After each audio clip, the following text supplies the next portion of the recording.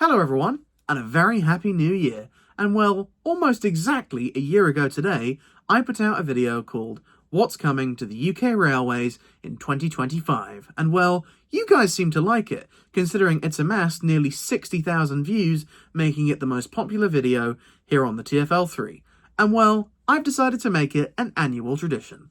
But before we get on to what's coming to the UK Railways in 2026, I need to do some complaining, because if you recall, last year I said this. Of course, these are subject to change and delay, and of course, it is inevitable I have missed out a few things. And well, that rang incredibly true, as 2025 was a pretty rubbish year for station openings, especially as, if you recall, in the last video, I think I mentioned 12 stations that I thought had a pretty good chance at opening in 2025, and how many stations did actually open in 2025? 3. And one of them was Bewley Park, which is a station that I omitted from that last video because at the time I thought it was going to be opening in early 2026, but no. Instead, it opened in October of 2025, although thankfully I was able to go there with Daniel. We've got a full video that you can see up there. So that means a lot of the stuff that I mentioned in that last video got pushed back for varying reasons, and to just avoid confusion, I'm going to mention them again in this video. Anyway, complaining over, let's move on to the video proper. This is what's coming to the UK Railways in 2026.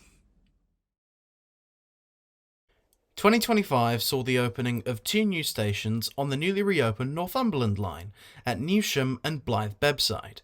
This year will hopefully see the completion of the project, with the opening of Bedlington Station and a new National Rail platform at Northumberland Park Tyneham Weir Metro Station, meaning that the reopening of the branch line from Newcastle to Ashington will finally be completed in full. And speaking of newly reopened lines, this year will also see the addition of Oakhampton Interchange Station on the Dartmoor line between Exeter and Oakhampton, which was converted back from a heritage to a passenger railway in 2021, with it forming part of a greater plan for a Devon Metro-style network consisting of most GWR services running out of Exeter. The South Wales Metro scheme will also receive a new station this year, with the opening of a new station at Bute Town on the Cardiff Bay branch, which has recently been significantly upgraded, with it being redoubled and the existing Cardiff Bay station being completely rebuilt, all in preparation for the line to be integrated into the Greater Cardiff Crossrail project. Scotland will also be hopefully receiving a new station this year, with the opening of Bolgrey Station on the Cathcart Circle Line Neilston branch within the Strathclyde Transit area, serving communities south of Barhead like Spring Hill and Alkenbach, as well as featuring park and ride connections, with the station currently expected to open in the autumn of 2026.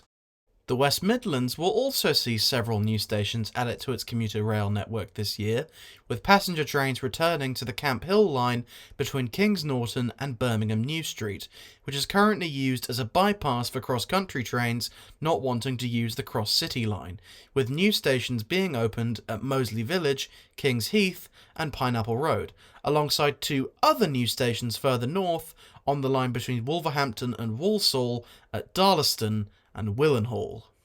This year will also see the West Midlands Metro expand, with not 1 but 2 new extensions. The first will be an eastern extension, from Bull Street near Snow Hill to a temporary terminus at Millennium Point via Moore Street, with the line planned to be extended further in the future to Digbeth High Street via the new HS2 terminus at Curzon Street. The other will be the first phase of the extension from Wednesbury to Brierley Hill, between Wednesbury and Flood Street via Central Dudley, with phase 2 from Flood Street to Brierley Hill expected to be completed in 2028. This year will also see the opening of the new Cambridge South station, built just north of the junction between the West Anglia Main Line and the Cambridge Line, which will allow the station to receive services from Greater Anglia, Thameslink and Great Northern, mainly to serve the nearby Cambridge Biomedical Campus, but also as a building block as part of the Greater East-West Rail project. And speaking of which, 2025 was supposed to see the commencement of service on the Bicester to Bletchley section of East West Rail, that plans to eventually run a full service between Oxford and Cambridge using the existing Marston Vale line, the Bicester-Oxford branch, and a new line between Cambridge and Bedford.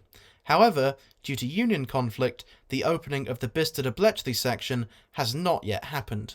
When it does open, hopefully sometime this year, services will run between Oxford and Milton Keynes Central via a new station at Winslow and high-level platforms at Bletchley, with services being provided by Chiltern Railways, using trains that we'll talk about in a second.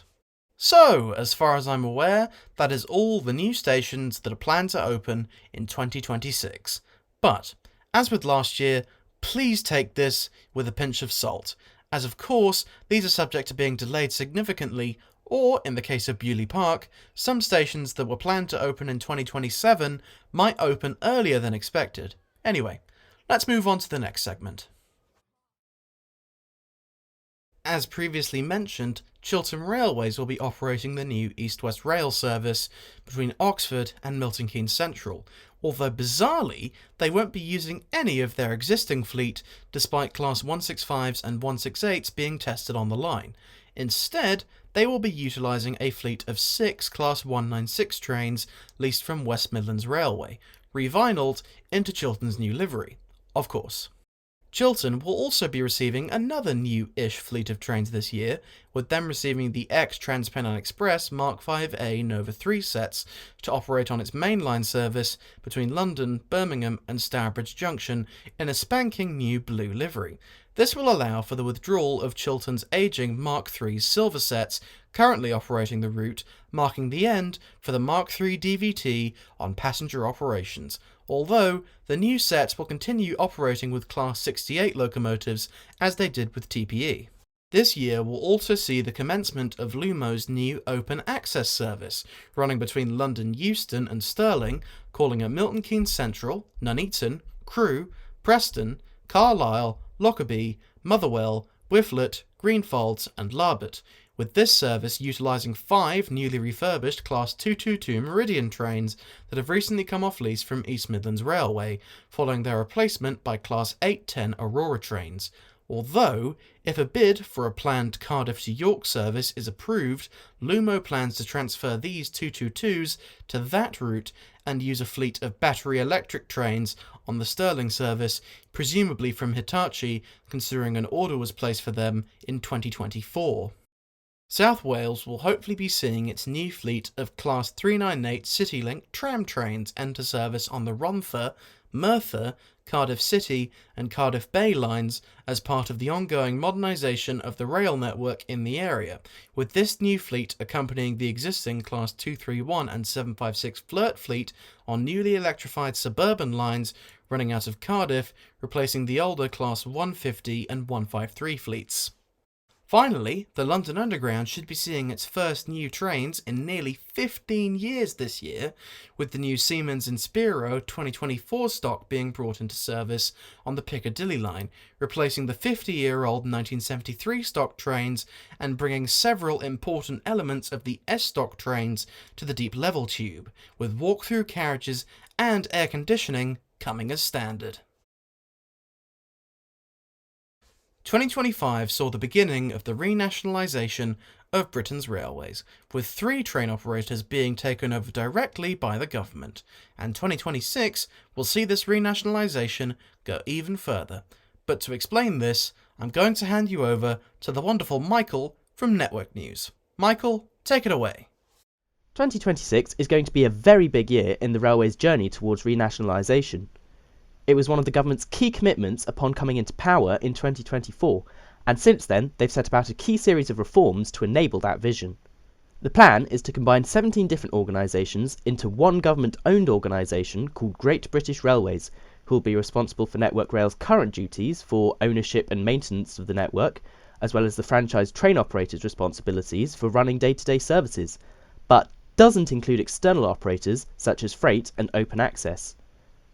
GBR will act as an arm's-length body from the government, avoiding civil servants micromanaging day-to-day operations, with the government's only input being to set funding settlements and long-term goals for the railway as a whole. While some operators had already been taken over under the operator of last resort, others were still in private hands.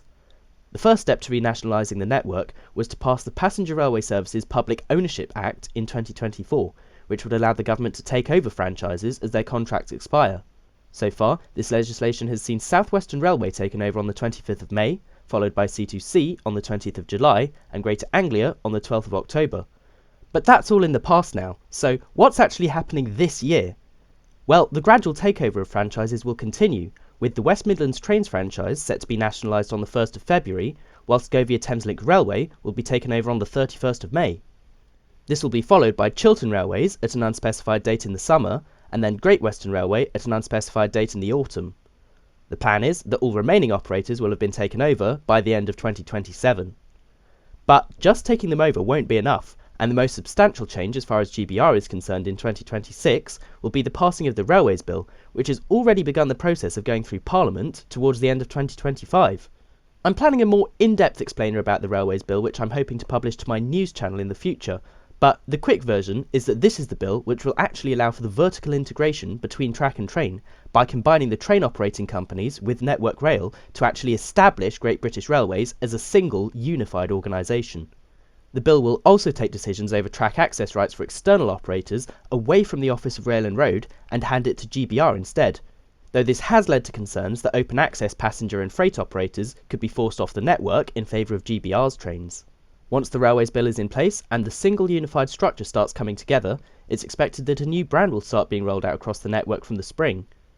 For the trains, this will consist of a new livery inspired by the Union Jack, whilst at stations it'll see the more widespread adoption of the Rail alphabet typeface and the classic British Rail double arrow symbol. It's worth noting that this won't be the case across the entire country though, as devolved operators such as ScotRail, Transport for Wales, TfL, Merseyrail and the future B network will retain control of the branding in the areas they serve.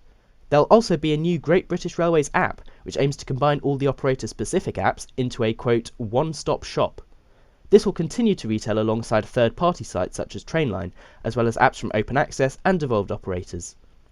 So 2026 has some big changes coming up for GBR there, and I'll be trying to document it as it happens over on my news channel. But that's enough from me for now, so I'm going to hand it back over to Hugh. Thank you, Michael. And if you haven't already, do check out his network news channel, where he covers railway news right as it happens, which should include a lot of the stuff mentioned in this very video. Either way, that is it. As far as I'm aware, that is what's coming to the UK railways in 2026, and once again, all of these things are susceptible to being delayed, opening several years down the line, or like with Bewley Park and Lumo to Glasgow, something might happen much quicker than planned, so please don't take this video as gospel. Either way, that is it. Thank you very much for watching everybody, and I will see you soon. Bye bye!